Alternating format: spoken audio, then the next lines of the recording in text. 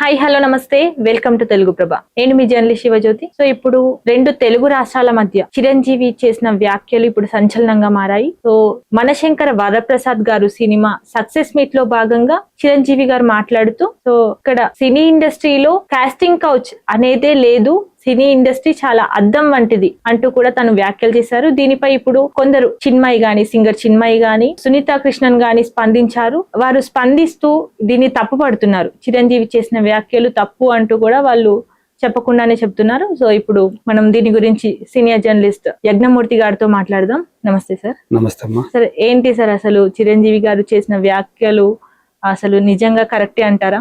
నిజంగా చాలా మందికి చిరంజీవి వ్యాఖ్యలు ఒక రకంగా చెప్పాలంటే జీర్ణం కావట్లేదు.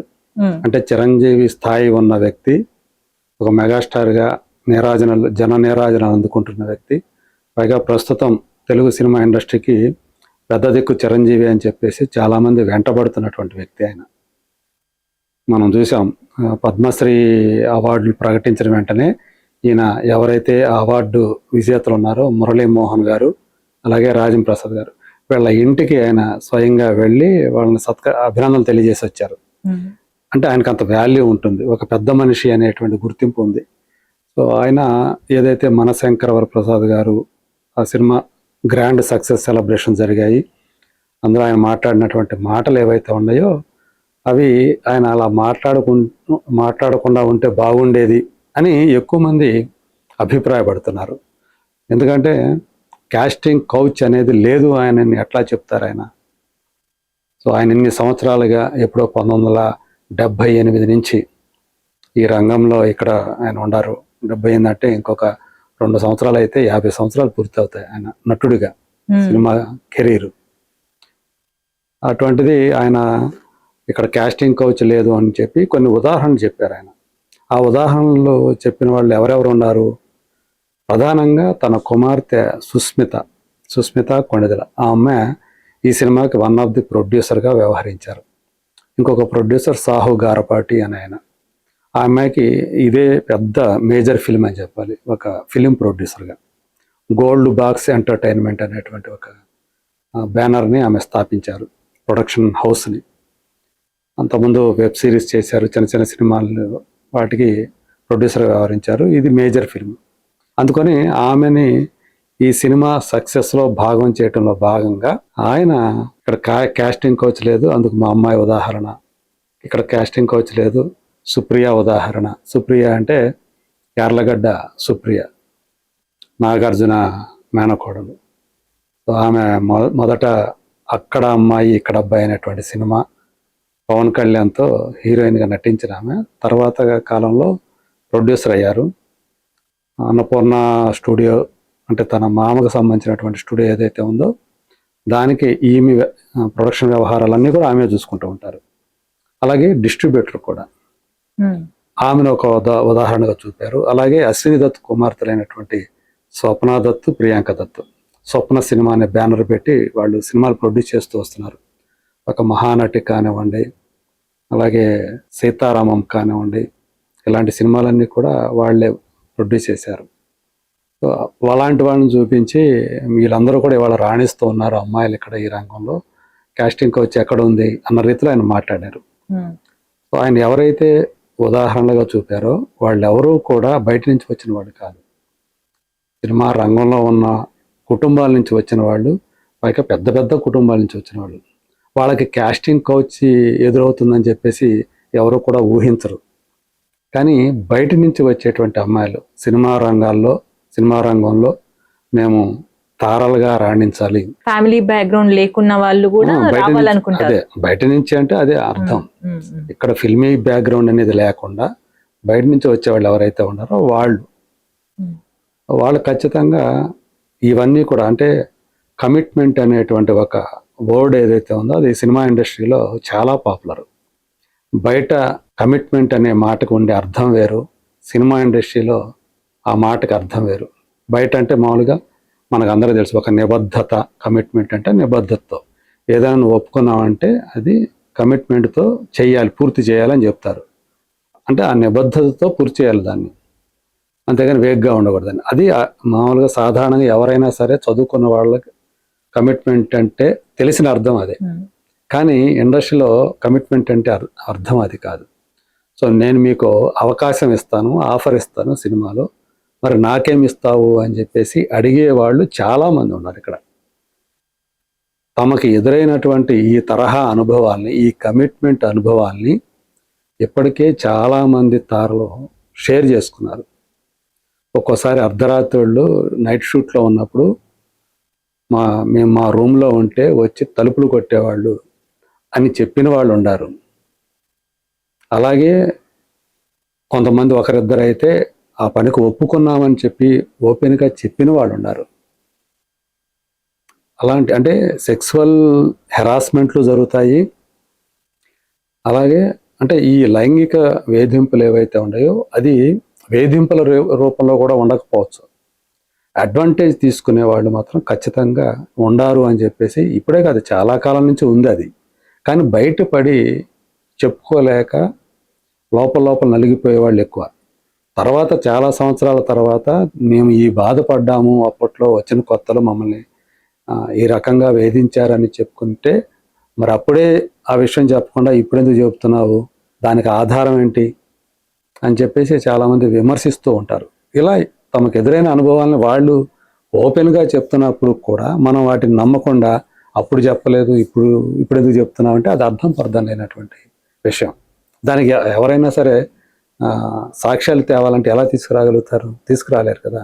కానీ వాళ్ళు తమ అనుభవాన్ని అలా బయట పెడుతున్నారంటే ఆ బాధ ఎంత పెయిన్ ఉంటుందో అది ఓపెన్గా చెప్తున్నారంటే, బయట పెడుతున్నారంటే ఊరికే చెప్పలేరు కదా అలాంటి విషయాలు. చాలా సో సున్నితమైన ఇప్పుడైనా ఎందుకు చెప్పగలుగుతున్నారంటే ఇలా ఉంటుంది సినిమా ఇండస్ట్రీ. సో దానికి తగ్గట్టుగా మీరు ఏం చేయాలో మీరు నిర్ణయించుకోండి, వచ్చేవాళ్ళు ఆలోచించుకొని రండి అని ఒక హెచ్చరిక కూడా చేస్తున్నట్లే. కాకపోతే ఏంటంటే ఒకప్పుడు ఇప్పుడంటే సెల్ ఫోన్ కెమెరాలు వచ్చినాయి, సోషల్ మీడియా వచ్చింది, 1000 కళ్ళు వాచ్ చేస్తూ ఉంటాయి. అందుకని మరింత జాగ్రత్త పడాలి. అందు గురించి కొంచెం మేబీ నేను అనుకోవడం ఇదివరకు అంటే ఇప్పుడే తగ్గినాయేమో అనుకుంటున్నాను నేను. ఇదివరకు ఇంకా ఇవన్నీ కూడా సోషల్ మీడియా కానీ సెల్ ఫోన్ సినీ ఫీల్డ్ లో మాత్రమే ఉన్నాయంటారా సార్ ఇలాంటివి? మీ ఏ రంగంలోకి వెళ్ళినా ఇది ఉంటుంది. కాకపోతే సినిమా రంగం అనేది గ్లామర్ కాబట్టి ఇక్కడ మనం ఎక్కువగా మాట్లాడేది, ఇంటర్వ్యూలు చేసేది సెలబ్రిటీలని కాబట్టి వాళ్ళు ఫేస్ చేసిన ప్రాబ్లమ్స్ బయటకు వస్తూ ఉంటాయి. జనం కూడా ఎక్కువ వాళ్ళు చెప్పేయే ఎక్కువ ఇంట్రెస్ట్గా వింటారు. అందుగురించి సినిమా రంగం ఎక్కువగా ఎక్స్పోజ్ అవుతుంటుంది ఇలాంటి విషయాలకి. అందుకని మిగతా విషయాలే కాదు, ఏ విషయంలో చూసుకున్నా ఒక సాఫ్ట్ టార్గెట్, మీ సినిమా ఇండస్ట్రీలో ఇలాంటివి జరుగుతుంటాయి కదా అని చెప్పేసి ముందు సినిమా రంగాన్ని ముందు తీసుకొస్తూ ఉంటారు. అన్నిట్లో జరుగుతూ ఉంటాయి, అన్నిట్లో మాదిరిగా ఇక్కడ కూడా జరుగుతూ ఉంటాయి. కాకపోతే ఇది గ్లామర్ వరల్డ్ కాబట్టి ఇక్కడికి వచ్చే వాళ్ళ సంఖ్య ఎక్కువగా ఉంటుంది. మేము తారలుగా రాణించాలి, హీరోయిన్గా రాణించాలి, నటిగా రాణించాలి అని ఇక్కడికి వచ్చేటువంటి అమ్మాయిల సంఖ్య చాలా ఎక్కువగా ఉంటుంది. మీరు కృష్ణానగర్, ఇందిరానగర్, ఫిలిం నగర్ ఇలాంటి ఏరియాలకు వెళ్తే చాలామంది ఈ తరహా వాళ్ళు, అంటే అసలు హీరోయిన్గా రాణించాలనుకొని వచ్చి జూనియర్ ఆర్టిస్టులుగా సెటిల్ అయిపోయిన వాళ్ళు 100ల సంఖ్యలో మనకు కనిపిస్తారు. వాళ్ళ కథలు వింటే ఖచ్చితంగా ఎలాంటి వాళ్ళకైనా సరే గుండెలు తడైపోతాయి అన్నమాట, మనసు. ఈ విషయంపై చిన్మయి కూడా స్పందిస్తూ ఎక్స్ వేదికగా తను ట్వీట్ చేశారు సార్. అవును, నేను కూడా ఈ ప్రాబ్లం ఫేస్ చేశానంటూ తను చెప్పుకొచ్చారు. ఆమె గతంలోనే చెప్పారు ఆమె. అదే అందుకని చిరంజీవి గారిని ఆమె పెట్టడం, మీరు అది చెప్తున్నారు కానీ నా తల్లి ఉంది అక్కడ, నా తల్లి ఉన్న ఒక అతను, ఒక పేరు పొందినటువంటి ఒక లెజెండరీ పర్సనాలిటీ, ఒక లిరిక్ రైటర్ నన్ను మాలిష్ చేయడానికి ప్రయత్నం చేశాడు. సో అంటే పేరెంట్స్ ఉన్నా కూడా ఎదురవుతున్నాయి, నేనే ఎదుర్కొన్నాను కదా స్వయంగా, లేదని ఎలా అంటారు మీరు? సినిమా ఇండస్ట్రీలో కాస్టింగ్ కోచ్ లేదని ఎలా అంటారు అని చెప్పేసి ఆమె ప్రశ్నించారు.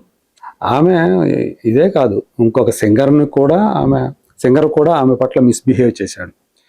అతను మిస్బిహేవ్ చేస్తే ఈమె వెళ్ళి సౌండ్ బూత్ అని ఉంటుంది అక్కడ డబ్బింగ్ థియేటర్ దగ్గర, అక్కడికి వెళ్ళి అంటే రికార్డింగ్ థియేటర్స్ దగ్గర సౌండ్ బూత్ ఉంటుంది, అక్కడికి వెళ్ళి నేను లాక్ చేసుకున్నాను, ఒక సీనియర్ వచ్చి నన్ను కాపాడాడు అని ఆమె అంతా దాంట్లో రాసుకొచ్చారు. ఇప్పుడు అలాగే సునీత కృష్ణ గారు, ఆమె ఇట్లాంటి విషయాల మీద, చైల్డ్ అబ్యూజ్ మీద, అలాగే సెక్సువల్ ట్రాఫికింగ్ ఏదైతే ఉంటుందో సెక్స్ మీద పోరాటం చేస్తున్న వ్యక్తి, పద్మశ్రీ అవార్డు గ్రహీత, ఎన్జిఓ పెట్టి పోరాటం చేస్తున్నటువంటి ఆమె డైరెక్ట్గా చిరంజీవి అన్నయ్య అని చెప్పేసి మీరు ఇలా మాట్లాడటం అనేది చాలా బాధ కలిగించింది, కాస్టింగ్ కౌచ్ లేదంటాం అనేది. సో ఖచ్చితంగా ఉంది, ఎగ్జిస్టెన్స్లో ఉంది అది అని చెప్పేసి ఆమె కూడా మాట్లాడారు దీంట్లో. అట్లాగే ఇప్పుడు ఒక్కొక్కరు గొంతు విప్పుతున్నారు. కాకపోతే చిరంజీవి అనేటువంటి ఒక పెద్ద ఫిగరు ఇలాంటి మాటలు మాట్లాడటం వల్ల ఏం మాట్లాడితే మనం దాని మీద ఆయన ఖండిస్తే మళ్ళీ మనకేమన్నా నష్టం జరుగుతుందా అని అలా వెనకడుగు వేస్తున్న వాళ్ళు ఎక్కువ మంది ఉంటారు నాకు తెలిసి, ఏది లేడీ ఆర్టిస్టుల్లో. సో బహుశా అందు గురించే ఇంకా రావాల్సినంత మంది ఎక్కువగా బయటికి రావట్లేదు. రీసెంట్ గా శివాజీ చేసిన వ్యాఖ్యలకి చాలా మంది స్పందిస్తూ బయటకు వచ్చి మాట్లాడారు. అలాంటిది ఇది ఇంకా చాలా సెన్సిటివ్ ఇష్యూ కదా సార్, అయినప్పటికీ ఇంకా చాలా మంది ముందుకు రావట్లేదు. ఆయన శివాజీ మాట్లాడింది ఏంటంటే, అది ఆయన ఒక అవయవాన్ని, స్త్రీ శరీరంలో ఒక అవయాన్ని పట్టుకొని ఆయన ఒక వర్డ్ వాడాడు. అందువల్ల ఎక్కువ అది డైరెక్ట్గా ఆడవాళ్ళకి తగిలింది అది. అందు గురించి వాళ్ళు ఎక్కువ మంది మాట్లాడారు. పైగా శివాజీ మెగాస్టార్ కాదు కదా, అందువల్ల ఆయన ఇమ్మీడియట్గా టార్గెట్ అయ్యాడు. కానీ చిరంజీవి అలా కాదు కదా, ఆయన ఒక మెగాస్టార్. సో ఆయన ఏంటంటే వాళ్ళ అమ్మాయిని గురించి చెప్పుకునే భాగంగా ఇది కాస్టింగ్ కౌచ్ గురించి ప్రస్తావించాడు. నిజానికి అలా ప్రస్తావించకుండా ఉంటే బాగుండేది. అసలు ఏమీ లేదు ఇక్కడ లేదా అని అసలు ఆ సిచ్యువేషన్ ఎందుకు వచ్చింది అంటారు సార్? అది ఏం లేదు, అదే వాళ్ళ మా అమ్మాయి ఈ సినిమాతోటి ఒక ప్రొడ్యూసర్గా వచ్చింది. దానికంటే ముందు ఈ సినిమాలో ఏదో ఒకటి చేయాలి నేను కూడా అని చెప్పేసి ఆ తపన కనిపించింది. ఏం చేయాలి అనేది ఆమె కూడా తెలియదు, ఏం చేయాలి. ఆర్టిస్ట్గా అయితే రావాలనుకోలేదు ఆ అమ్మాయి. అయితే ఆయనే చెప్పారు, చిరంజీవి గారే, మా అబ్బాయి అప్పుడు రామ్ చరణే సలహా ఇచ్చాడు, సరే నేను రంగస్థలం చేస్తున్నాను కదా, ఫస్ట్ నువ్వు నాకు కాస్ట్యూమ్ డిజైనర్గా పనిచేయి, తర్వాత చూద్దామని చెప్పేసి అట్లా ఆమె ఫస్ట్ కాస్ట్యూమ్ డిజైనర్గా ఎంటర్ అయ్యారు రంగస్థలంతో, రామ్ చరణ్కి కాస్ట్యూమ్ డిజైనర్గా. ఆ తర్వాత ఆమె నెమ్మదిగా ఈ గోల్డ్ బాక్స్ ఎంటర్టైన్మెంట్ అనేది పెట్టి ప్రొడక్షన్ హౌస్ని స్థాపించి ప్రొడ్యూసర్గా మారారు. సో అలా ఇప్పుడు సక్సెస్ అయింది మా అమ్మాయి అని చెబుతూ దాంట్లో ఆడవాళ్ళు రావచ్చు, ఇక్కడ వచ్చి ఇక్కడ ఏం భయపడాల్సిన పని లేదు, ఇక్కడ కాస్టింగ్ కౌచ్ లేదు అని అలా మాట్లాడేశారు. కాకతాళీయంగా జనరలైజ్ చేసి మాట్లాడారు. సో అదే ఇప్పుడు చాలామందికి అబ్జెక్షనబుల్ అవుతుందని చెప్పేసి నేను అనుకుంటున్నాను. నాకు కూడా అనిపించింది అది. ఆయన ఇప్పటికే చాలామంది కాస్టింగ్ కౌచ్ ఉందని మాట్లాడి, ఆడవాళ్ళు చాలామంది ఆర్టిస్టులు మేము దాన్ని ఎక్స్పీరియన్స్ చేసామని చెప్పిన తర్వాత మీ ప్రవర్తన బట్టే ఉంటుంది అంటే, మీ ప్రవర్తన బట్టే వాళ్ళందరినీ కూడా తప్పు పట్టినట్లయింది. ఇప్పుడు రీసెంట్ గానే చాలా మంది హీరోయిన్స్ కూడా మేము ఫేస్ చేస్తాం ఇలాంటి హరాస్మెంట్స్ అంటూ ముందుకు వచ్చారు కదా సార్. అవును ద్వారా అవును, చాలా మంది చెప్పుంటారు ఆల్రెడీ. అంటే రాధిక ఆప్టే అనే ఆమె కూడా చెప్పింది, ఆమె హీరోయిన్గా సౌత్లో కూడా చేసింది, హిందీలో చేసింది. నేను ఒక సౌత్ సినిమాలో చేసేటప్పుడు నేను ఎలాంటి కాస్టింగ్ కౌచ్ ఎక్స్పీరియన్స్ చేశాను అని చెప్పేసి ఆమె చెప్పారు. అలా చాలామంది, తనుశ్రీ దత్తా అని చెప్పేసి ఆమె చెప్పింది, ఆమె హిందీ ఆర్టిస్టు. సో ఇట్లాంటి వాళ్ళు కొంతమంది హీరోయిన్గా చేసిన వాళ్ళే చెప్పారు. మనకి అంతెందుకు, ఒక కేరళ చెందినటువంటి మలయాళీ హీరోయిన్ దీని మీద కూడా మాట్లాడారు. అక్కడ ఆల్రెడీ దీని మీద ఒక కమిటీ వేశారు. మన శారద గారు దానికి చైర్మన్గా ఉండి ఇక్కడ ఎదుర్కొంటున్నటువంటి సినిమా ఇండస్ట్రీలో ఆడవాళ్ళు ఎదుర్కొంటున్నటువంటి హింస ఏదైతే ఉందో, లైంగిక హింస కానివ్వండి, లైంగిక వేదన గురించి వాళ్ళు ఇది కూడా తయారు చేశారు, ఒక నోటు కూడా తయారు చేశారు. సో ఇదంతా జరిగింది, ఇదంతా వాస్తవం. కాబట్టి లేదు అనటం, కాస్టింగ్ కౌచ్ లేదు అనటం నా దృష్టిలో అయితే అది కరెక్ట్ కాదనుకోండి. ఎందుకంటే ఆల్రెడీ ఎంతోమంది ఓపెన్గా వచ్చి మాట్లాడిన తర్వాత లేదని ఎలా చెప్తారు. కాకపోతే ఆయన చెప్పిన దాంట్లో ఏదంటే, మీరు సీరియస్గా ఉంటే, సిన్సియర్గా ఉంటే, స్ట్రిక్ట్గా ఉంటే ఎవరు మిమ్మల్ని దానికి అడగరు, కమిట్మెంట్లు అడగరు అన్న రీతిలో ఆయన మాట్లాడారు. ఎవరు అడ్వాంటేజ్ తీసుకోరు, కమిట్మెంట్ అని వాడలేదు కానీ ఆయన అడ్వాంటేజ్ అనే మాట, ఎవరు అడ్వాంటేజ్ తీసుకోరు అనేది మాట్లాడారు ఆయన. సో ఆయన చెప్పిన దానికి వీళ్ళు మళ్ళీ చిన్మయ్య కానీ లేదా సునీత కృష్ణ గారు కానీ అన్నారు, స్ట్రిక్ట్గా ఉండమని మీరు చెప్తున్నారు, అసలు అడ్వాంటేజ్ తీసుకోవాల్సిన అవసరం వాళ్ళకి ఏంటి? అడ్వాంటేజ్ తీసుకోవద్దని మగవాళ్ళకి చెప్పాలి కదా మీరు అని చెప్పి చిరంజీవి గారికి వాళ్ళు సూచన చేశారు. అందులో సో నిజమే, అది వాడు చెప్పింది నిజమే. అసలు మీరెందుకు అడ్వాంటేజ్ తీసుకోవాలి, ఆడవాళ్ళు అయినంత మాత్రాన అడ్వాంటేజ్ తీసుకోవాలా? కాబట్టి ఆ మైండ్ సెట్ ఏదైతే ఉందో అడ్వాంటేజ్ తీసుకోవాలని మైండ్ సెట్, అది మార్చుకోమని చెప్పేసి మగవాళ్ళకి చెప్పండి అని ఏదైతే అన్నారో అది నేను కూడా దాన్ని ఏకీభవిస్తాను. 100% ట్రూ. అయితే ఇక్కడ స్ట్రిక్ట్గా ఉన్నంత మాత్రాన, స్ట్రిక్ట్గా ఉంటే అసలు అవకాశాలు ఇవ్వకపోతే వాళ్ళు మళ్ళీ వెనక్కి తిరిగి వెళ్ళిపోవాలి, నిరాశగా వెళ్ళిపోవాలి కదా. సో అలా కాదు, కేవలం టాలెంట్ వీళ్ళకి ఉందా లేదా, ఆ క్యారెక్టర్కి వీళ్ళు సరిపోతారా లేదా అని చూసే ఇవ్వాలి అక్కడ. సో అక్కడ మీకు గ్లామర్ కావాలి హీరోయిన్కి, అలాగే పర్ఫార్మెన్స్ కావాలి, ఆ రెండు వాళ్ళలో ఉన్నాయి అనుకుంటే అవకాశం ఇవ్వండి. దానికోసం మళ్ళీ ఫేవర్ ఎందుకు, మళ్ళీ మాకేమిస్తారనే ఫేవర్ ఎందుకు, ఆ ప్రశ్న రాకూడదు కదా అని వాళ్ళు ఏదైతే ప్రశ్నిస్తున్నారో చెప్తున్నారో అందులో నిజం ఉంది అది. సో మరి చిరంజీవి గారు అంటే నాకు తెలిసి ఇప్పటికే చిరంజీవి గారికి దీనికి సంబంధించినటువంటి అంటే కొంతమంది తనని తప్పుపడుతున్నారు అనే విషయం తెలిసే ఉంటుంది నేను అనుకోవటం. మరి ఆయన తర్వాతే మళ్ళీ ఏమైనా వివరణ ఇస్తారా లేదా అనేది మాత్రం చూడాలి. సో ఇప్పుడు చిరంజీవి చేసిన వ్యాఖ్యలను, అసలు కాస్టింగ్ కౌచే లేదు సినీ ఇండస్ట్రీ అద్దం వంటిది అంటూ కూడా తను చేసిన వ్యాఖ్యలకు చాలా మంది ఇప్పటికే ముందుకొచ్చి నేను నిజంగానే ఎవరైతే ఫేస్ చేశారో వారు ముందుకొచ్చి నేను ఫేస్ చేశాను అంటూ కూడా చెప్తున్నారు.